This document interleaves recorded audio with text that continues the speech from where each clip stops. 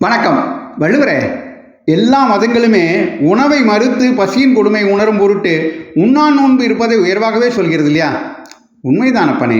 நாம் நல்ல வசதியோடு வாழ்ந்தாலும் இப்படி உண்ணா நோன்பு இருக்கும்போது தான் ஒவ்வொரு வேளை உணவுக்கும் அல்லாடும் ஏழைகளின் பசி கொடுமை நமக்கு புரியும்.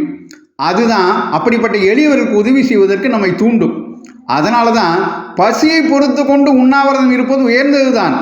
ஆனால் அதைவிடவும் உயர்ந்தது அடுத்தவர் பசி கொடுமையை போக்குவது அப்படிங்கிற பொருள்ல ஆற்றுவார் ஆற்றல் பசியாற்றல் அப்பசியை மாற்றுவார் ஆற்றலின் பின்ன ஈகை அதிகாரத்தில் 225வது குறளா எழுதி வச்சேன்.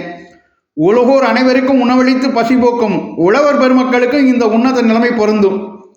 சபாஷ் வள்ளுவரே. ஆற்றுவார் ஆற்றல் பசியாற்றல் அப்பசியை மாற்றுவார் ஆற்றலின் பின் பசியை பொறுத்து கொண்டு உண்ணா நோன்பு இருப்பது உயர்ந்ததுதான். அதைவிடவும் உயர்ந்தது இன்னொருவரின் பசியை போக்குவது என அன்னதானத்தின் அருமையை ரொம்ப அழகாக விளக்கி சொல்லிட்டீங்க. நன்றி வள்ளுவரே. இந்த பகுதி உங்களுக்கு பிடித்திருந்தால் மற்றவர்களுக்கும் பகிருங்கள். தொடர்ந்து திருக்குறள் தெளிவாம் பகுதியை கேட்க பாரதமணி திருநாடு சேனலை சப்ஸ்கிரைப் செய்யுங்கள். நன்றி, வணக்கம், ஜெய்ஹிந்த்.